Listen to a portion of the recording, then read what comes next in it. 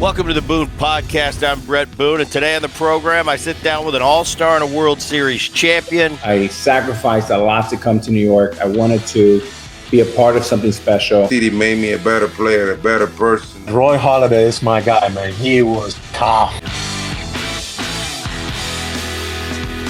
Hello again, everybody, and welcome to the Bret Boone Podcast. I'm Rich Herrera from the Infinity Sports Network, the executive producer of this podcast. So, of course, Bret got a job in Major League Baseball, so he's such a big deal. Can't make his own podcast. Rangers are at home this week, so he has to get in there for early batting practice. He said, Herrera, I need you to fill in and host for me. I said, okay, what are we going to do? And he goes, how'd you like to talk to someone with beautiful hair who community college teacher? I go, wow, that sounds like Annie Savoy from Bull Durham. Susan Sarandon? Sure, I'll do it. Instead, I get somebody who I didn't even know what he looked like, even though I've been watching him on social media forever. Ricky Cobb. Not Susan Sarandon. Not Susan Sarandon, but I think she's older than you, so it's okay. As we invite you onto the show. You guys have all seen the Twitter account, Super 70 Sports. I never knew who the genius behind it is. Now he's got a podcast. He's part of the Outkick crew, and he's joining us here on the Bret Boone Podcast. Ricky, how are you? I'm great, man. It's a pleasure to be here. Even though Booney has got more important matters to deal with right now, I'm still glad to be here. It's a pleasure to join the show, my friend. Honestly, he's a little overrated.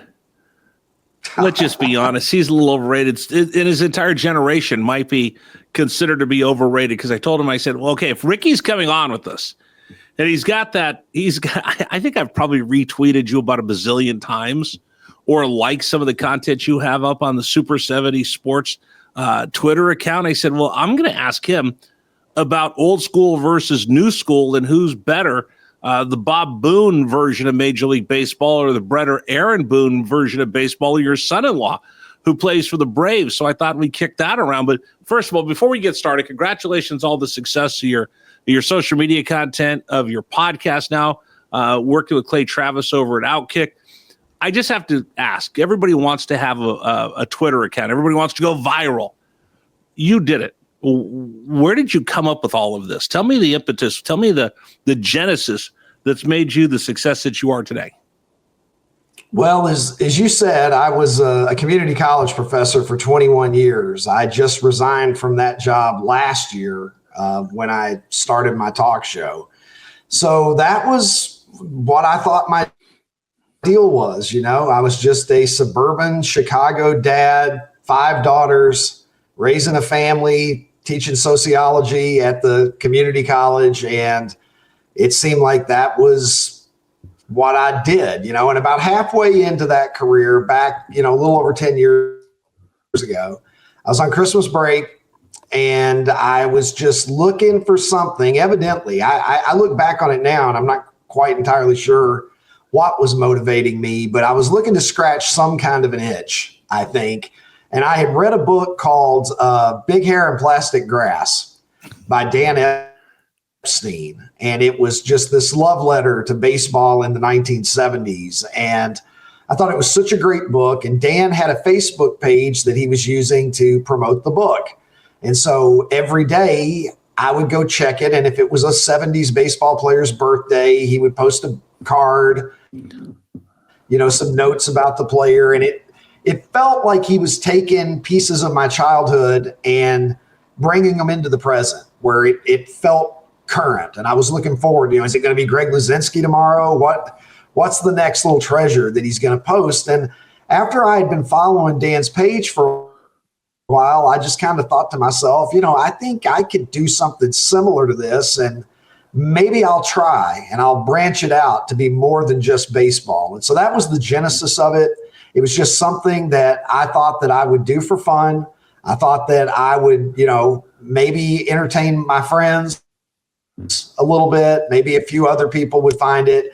I had no ambition or thought that it could turn into something. And, a little over 10 years later, here I sit with you, and it pretty much turned my entire life upside down. So what do the girls say when you go, hey, I'm going to do this Twitter thing back then? Well, my oldest at the time was 11, and she wanted to start her own Twitter too. So we actually did it together. She had some makeup and fashion idea that she wanted to do. And so she started doing that and I started doing this, and God bless her, mine went a little further than hers did. She's she's a college grad now, and she's, you know, started in her own career, but I ended up being the one who became a quote unquote influencer, you know, whatever the hell that means. Do you, I hope and pray you lord that over the top of her, honey. Old man here's an influencer. Yeah, my kids are very unimpressed with all of it. You know, in the beginning, it's like, well, what? Dad's going to be on TV, or, you know, some other cool thing happens that they, you know, that registers with them, right? And they're impressed by it. Maybe occasionally it's somebody that I interviewed. I had Rob Lowe on my podcast, like, you know, 8 years ago, and that got their attention. Hey, wait a minute. You interviewed Rob Lowe? Yeah, I interviewed Rob Lowe. And so there have been moments where they've gotten a kick out of it, but now I think they're kind of desensitized to it, and, you know, it's just Dad's job at this point. Yeah, they're over it, right? Yeah, they're, you know, I'm just Dad to them. So at the end of the day, you know, it's kind of like, whatever, Dad. They, you know, they're not very interested in hearing about what I did at work that day. So I suppose it's you know, it's wild to think that this could become normal, because for a long time, you know, about every day I would pinch myself because, you know, I was finding myself in various situations and various opportunities that I never thought once was anything that was within the realm of possibility. And now it's become my everyday life. So what was the conversation when you go to the dean? Hey, Dean, deuces, I'm out. I'm going to go be a influencer. Yeah, you know, it was you know, it was one of those things where as Super 70s got more popular and my name started to catch up to Super 70s a little. You know, in the beginning, it was very much Super 70s sports started to catch, you know, started to get a little bit of a toehold, started to find its niche, and started to gain some popularity. But for a long time, nobody really knew who was, you know, the Great Oz or whatever, right? Who's behind the curtain? And people would, I used to love it when people would say, I love you guys. You guys are the best. You guys crack me up. And I would always think, well, on the one hand, that's a really great compliment that they think that my idiot ass is a team of the people churning out content, which has always just been me. Everything you've ever seen posted on Super 70s was posted by me. And so, you know, the ego starts to kick in at a certain point where you're like, well, you know, I'm not in this to get famous or anything, but if you're proud of something that you do, at a certain point, you kind of at least want to get credit for your work, right? And so I got featured in the Chicago Tribune in, I think, 2019, and the New York Post did a feature on me later that year, and my name started to catch up a little bit to it. People started to, at least, you know, a certain segment of the internet started to figure out who I was. And so, you know, from there, it just, you know, continued to grow and continued to grow. And, you know, the biggest thing to it, I can tell you, is just getting up every day and having the appetite to do it. If it's taught me more than anything, it's that talent is great. Talent is necessary for a lot of things in life, but what really, I think, separates successful people from people who aren't is just a commitment to relentlessly pursue it. And that's one thing that I did. I look back on it now and I think, what was I doing? Like back in the early days, you know, I would tweet and it would, you know, and there would be like no retweets and no likes. I posted a tweet about Lee Mazzilli just a few months ago that had been out there for 10 years. I just happened upon it one day. No retweets and no likes. So, you know, Ricky Cobb of 2014, Ricky Cobb of 2015, you crazy son of a bitch. You know, I thank you for sticking with it, because I don't know why in the world I was tweeting out into the void and coming back to do it again the next day. So did you ever have any of your students like, dude, that's you? Yeah, that started to happen. I would have, you know, occasionally a student would come up to me after class and say like, hey, do you do this? And it was almost like, I was Hannah Montana or something, right? I'm a teacher, but then on the other hand, I'm sort of becoming this internet personality, and I never advertised it. Because I don't know there's any way to do that that's graceful anyway. You go into the classroom and say, yeah, you guys don't know this, but I'm kind of a big deal around here. Kind I'm of an a big influencer. deal. Yeah, and so I always kept that to myself unless somebody was, so curious that they felt the need, to ask me about it. And as time went on, the college certainly became aware, and I really didn't get support from the college on it. I don't think they knew how to handle it. Right. And I think that they were, very averse to the possibility of any negative publicity. Not that I ever have gotten any. The thing that I always thought to myself is, I could be such a goodwill ambassador for this college. And always, that was the angle that people, even right now, right? That's an angle that interests people. How did you go from doing that to doing this? And it is a hell of a story. And so I would always tell it and always was complimentary to the college. But I ended up getting some not so niceness from the college. And that probably didn't that probably didn't do anything to, make me want to stay there any longer. Gotcha. All right. I know Bret ran across you because I think you had tweeted something out about his pops, about Bob, who's one of my favorite players of all time. Yeah.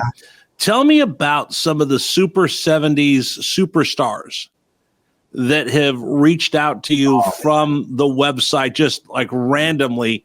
Hey, Bob Boone, Bret Boone. Who are some of the people that you've heard of? Like, whoa, that was my hero when I was a kid. Well, look, this will be my appeal here. I know Aaron and Bret, but if we can get Pops on the show at some point, let's make that happen, because I would love to sit down with Bob and kind of complete it and have a nice conversation about 70s and 80s baseball with him. But yeah, I mean, of course, the guys that I grew up being a fan of, in recent weeks, I'm just thinking off the top of my head, I've had Ron Say on the program. I've had Phil Garner on the program.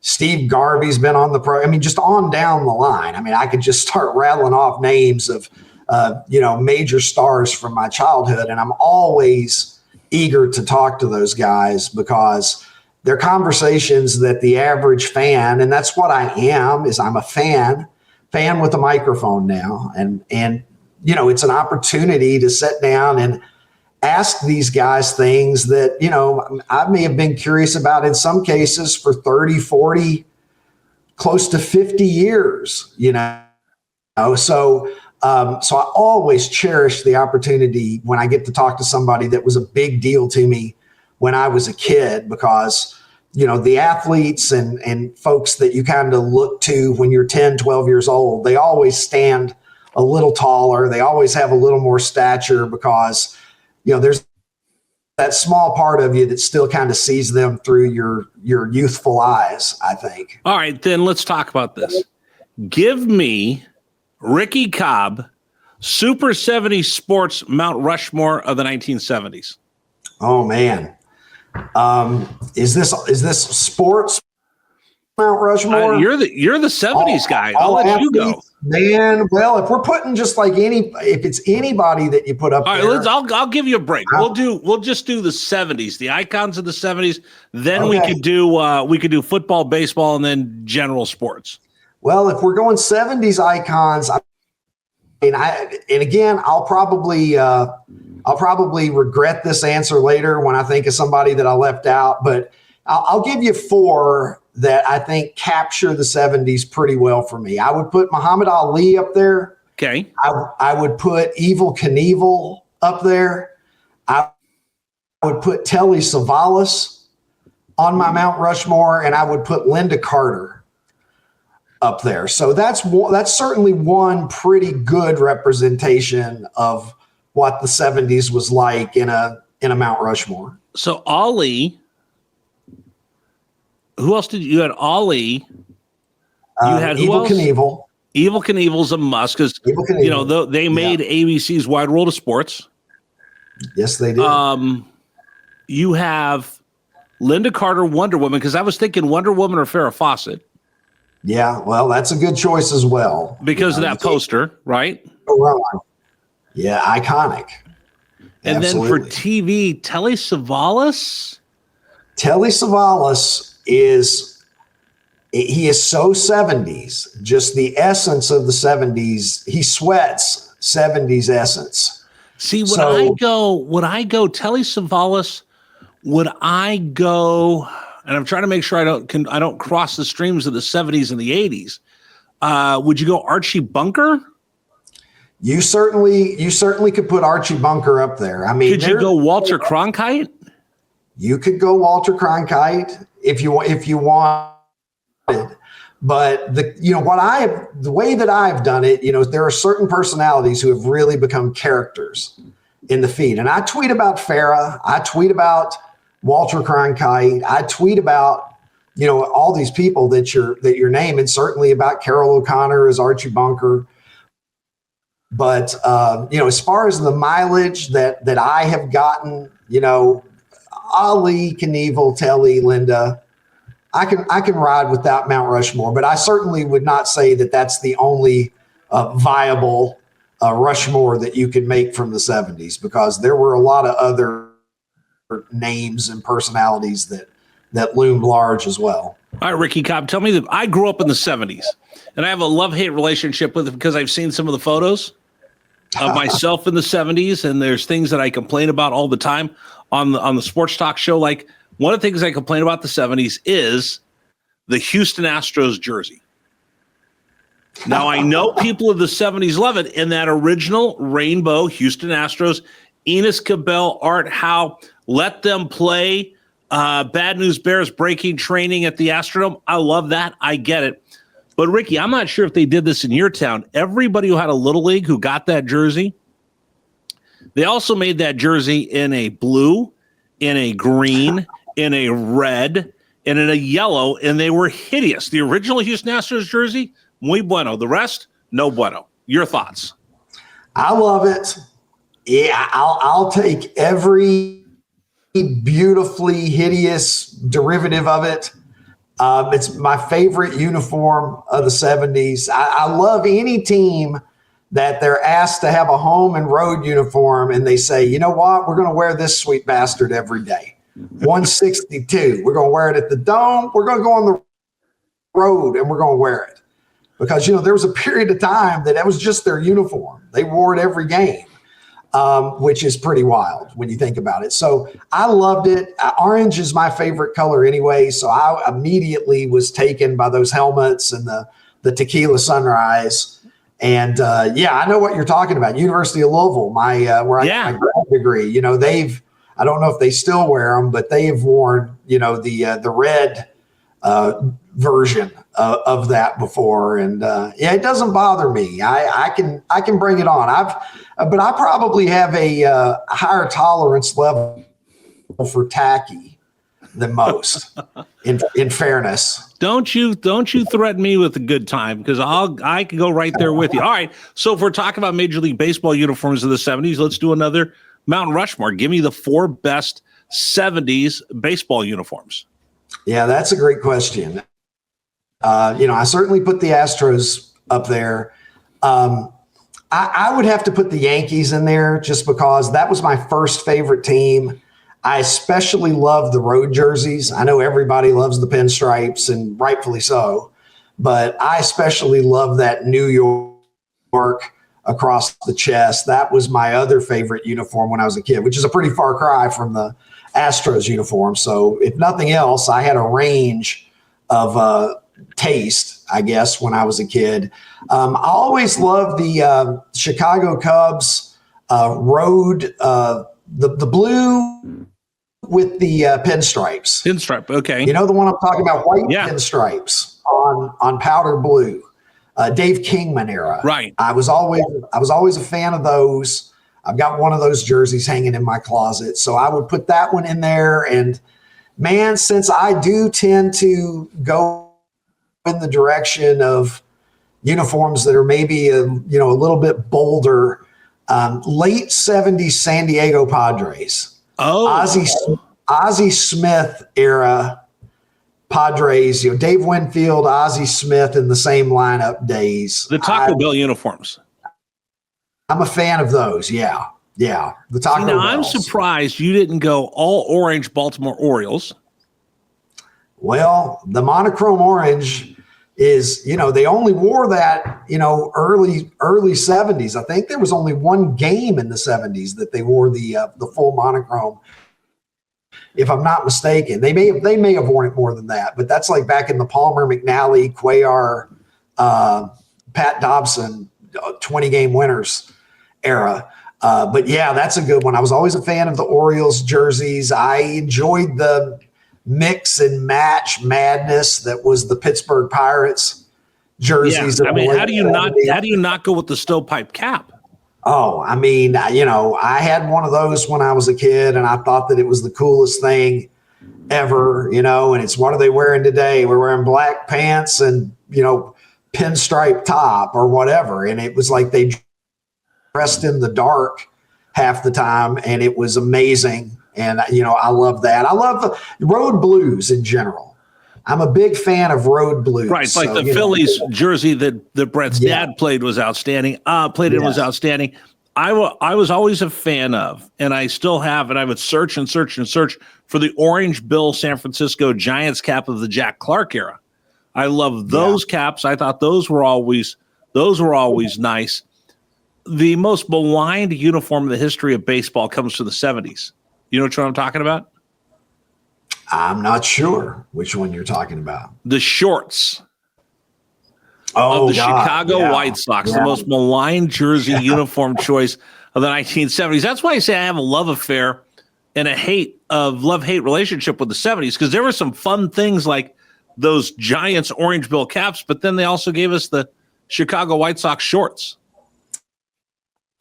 Yeah, that was a fun experiment. I don't know how I would like trying to slide into second wearing those and those ginormous collars. Anyway, no stirrups, just socks. Bill Veeck, God love him. Bill Veeck was responsible for all kinds of innovation in his storied career, and that one right there is one that everybody's going to remember. August of 1976, the White Sox out there playing in short pants. So yeah, absolutely. That is the most maligned jersey. You are correct, sir.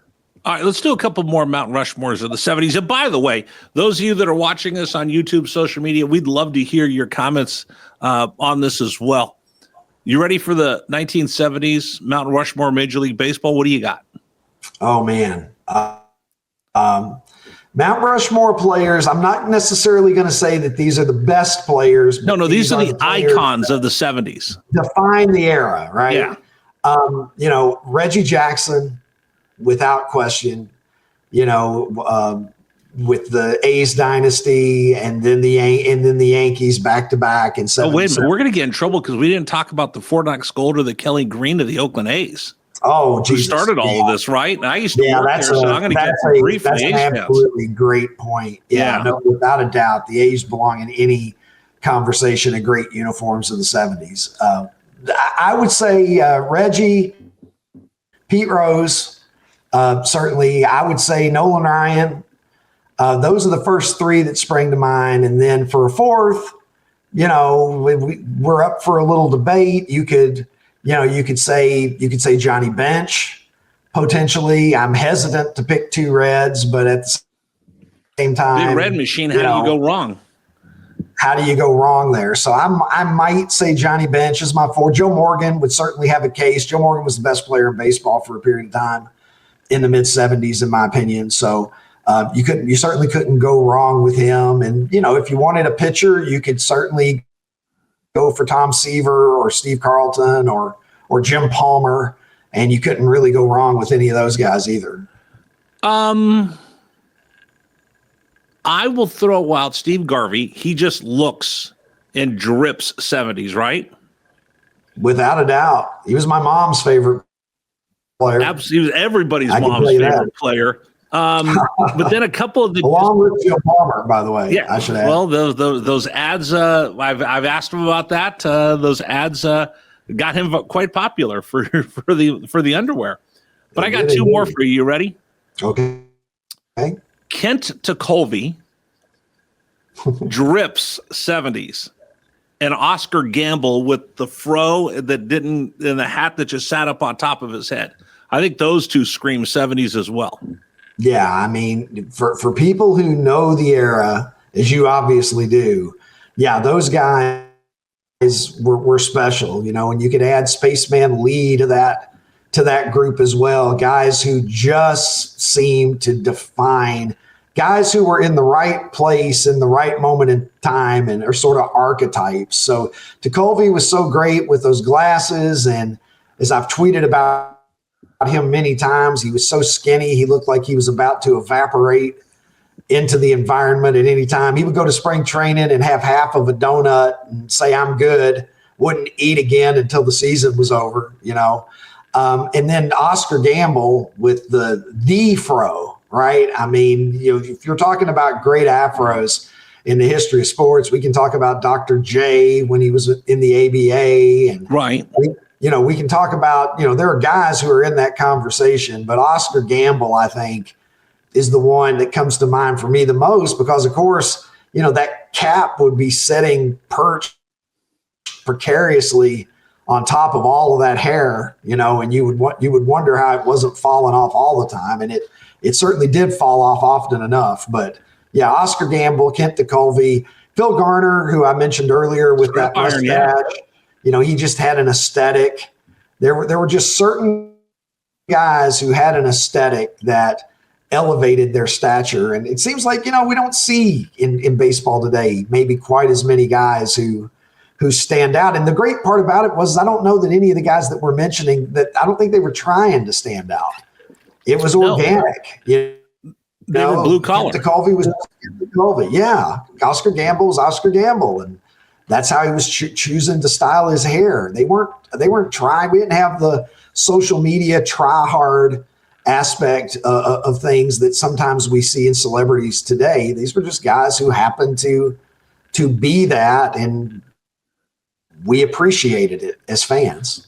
Now, the story of the pants down around the ankles and where that emanated from. Have you ever heard that story? I don't know that I have or not. Tell me. This because you remember back in the 50s and 60s, you wear your pants up. Then the 70s, all of a sudden, the players started wearing them down. And the originator of that was George Hendricks. George Hendrick. I was going to say to you, George Hendrick wore his pants lower than anybody. You would just see a tiny, tiny, tiny amount of stirrup. And as time went on, he didn't even wear them that low relative to what became the norm later, but he really did. That's a great point. He stood out. Well, in that era, big time. Do you want here? I'll give you the backstory because he doesn't talk to the media. He don't like the media, but I know the story. So the story goes way back when you were coming up through the minor leagues, the lower you were in the minor leagues, the more your uniforms were handed down from the big club. So if you were playing for, let's say, the Salinas Angels, single A, that jersey is probably 5 years old from the California Angels that went to the AAA team, the AA team. By the time you got to you, it was probably 5 or 6 years old, and the elastic was already worn out. So what happened with Cuz was he got his uniform, and he's pretty tall, and the elastic was always ripped out and worn out from his pants. So he'd be running to second. He's a fast guy, and he'd have to be pulling his pants up all the time because the elastic would fall down. So what happened was he said, if I ever get to the big leagues, I'm wearing my pants down. He's got to the big leagues, second year, I think he was in St. Louis, decides I'm not going to pull my pants up. Oh my gosh, what's he doing? Everybody's thinking that he's making some kind of statement. No, he just said, if I ever get to the big leagues, I'm not pulling my pants up if they fall down. Pants fall down. Gets a telegram from Bowie Kuhn, you're fined. Okay, sends a check in. Gets next week, gets another fine, sends a check in. Next week, gets another fine, sends a check in. Finally, he just sends a telegram back. How much do I have to pay you for the whole year? Because I ain't pulling my pants up. And the commissioner said, forget about it. So he wears the pants down. And then a little while later, he's standing, he's playing against Pete Rose. He's standing at first base, and he goes, hey, cuz, I like your style. Can I take your style? He goes, what do you mean? He goes, the pants. Can I wear my pants like you? I want to use your style. And he goes, okay, sure, go ahead. And Pete Rose was the second, and then it caught on, and it goes on to this day. It was just because they were hand-me-downs, because we wore hand-me-downs in the 70s, right? Yeah, oh my gosh. Hand-me-downs, absolutely. Hand-me-downs were the best.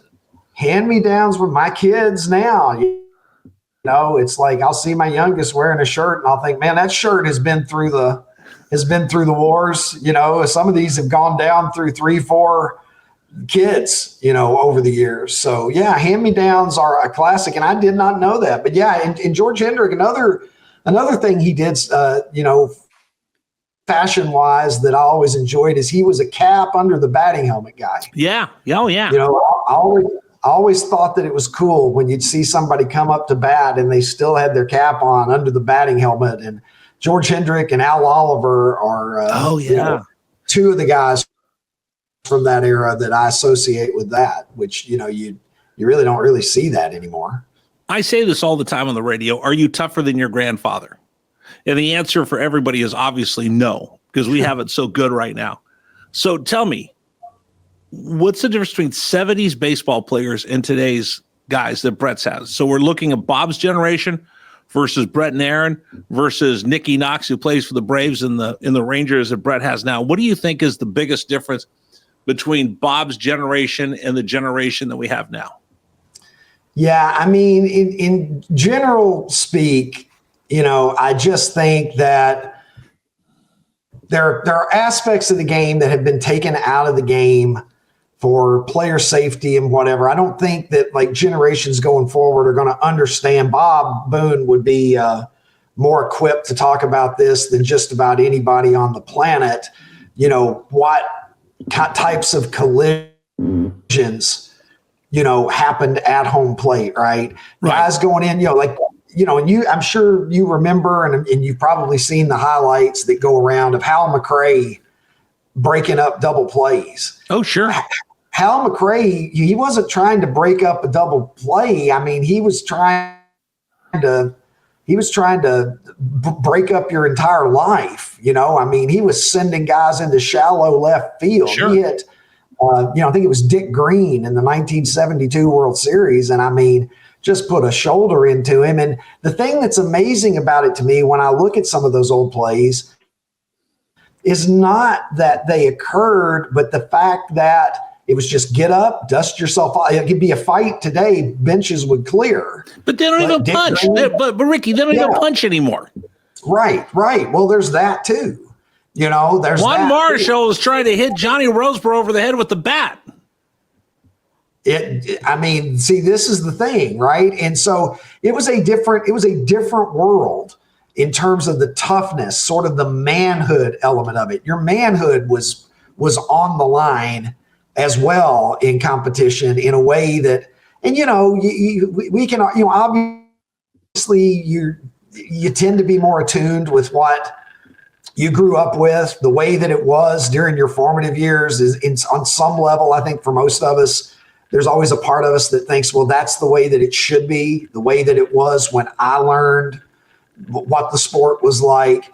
I think there's a lot of people today who just can't understand that ethos that used to be in the game. But, you drill, and I know this is still a part of baseball, but, I had Tom Glavine on my show a while back, and, he tells I know that Tom doesn't exactly think it's funny. I know that he sees the humor in it now, but, the Braves playing the Phillies and, Roger McDowell drills Otis Nixon and Bobby Cox tells Tom Glavine, you got to, first guy that comes up next inning, I want you to drill him, because it's you hit one of ours, we hit one of yours. There's a code, or, I'm sure there still is, but there really used to be. And, first guy up, as fate would have it, is Dale Murphy. in a Phillies uniform, which obviously never looked right. Right. And so Tom proceeds to give him, what I said to Tom was the most aggressive intentional walk in baseball history. Right. He came in, he was trying to follow orders, but, he just didn't have it in his heart to put one in Murph's rib cage, and so there's just an aspect of, I think, just toughness. There was a rightly or wrongly, I happen to like it. There was a masculinity and sort of a macho edge, I think, to not just baseball, to the NFL, even the NBA, that I think that we've lost some of. I know that some people would say that that's an improvement. I don't want to, be a Neanderthal, but I kind of like my baseball old school style. Let's go back to the 1970s mentality. That would be fine with me as a fan. Well, you said it. It's a different world. It's a completely different world. And I think that's fair because, as Bret always says, hey, it's their game now. If that's the way they want to play it, who am I to stand there and yell at the clouds and say, get off my lawn, kids? So it's their world. Final thing. Well, and that's the thing too about Bret. I was just going to say, like, Bret's era, right? Like, at the time Bret's era was going on, it's all relative, right? You look back at the 70s and you think, well, maybe, the 90s and the early 2000s, it wasn't quite the same thing in the 70s. But now you look at what it's like today, you look back on Bret's era and you realize that era still had a lot more in common with the 1970s than now, more old school than maybe it felt at the time. And when you talk to the Boones, you talk to Bret or Aaron, they're going to tell you that Ray said that his era was baseball's was best and Bob's was soft. Bob tells the Boone brothers, no, your era was soft. Now the Boones could tell Nicky Knox, your era is soft. So it's all relative. And it goes back to, are you tougher than your grandfather? And the answer is no. All right, last thing I'm going to ask you, and I appreciate you coming on the show. This has been tremendous. In fact, I want you to come on my national radio show. This would be fun to have you come on Infinity. The 70s. Am I looking back at the 70s nostalgically because I was a kid back then, or were the 70s truly awesome? The 70s were truly awesome. I mean, I really think that I've been asked this a lot, and I've given it a lot of thought over time. And, in the beginning, I thought I was going to talk about athletes of the 1970s. I named it Super 70 Sports because I thought I'm going to be talking about athletes in the 1970s and, trying to marry my nostalgia and love and passion for those characters and those great players and teams of that time with a little bit of comedy and, some of my personality coming through. And then as I started doing it, I started realizing, if I've got an opinion about some 1975 Ford LTD Grand Wagon or whatever, why should I leave that out? If I've got an opinion about, the avocado green appliances or the harvest gold appliances that either were in, our homes or certainly our friends' families had them as well, shag carpet, everybody smoking, just ubiquitous, cigarette smoke was everywhere. Cigarette ashtrays built into the doors of cars, built into the back seats. You would make them for your parents. Yeah, exactly. And in shop class in high school. Here, Dad, let me give you something for your sticks, right? For your cigarettes. Yeah. That's awesome. Yeah, it was just such a part of life. And so I look at it now as a sociologist, which, I don't put that hat on.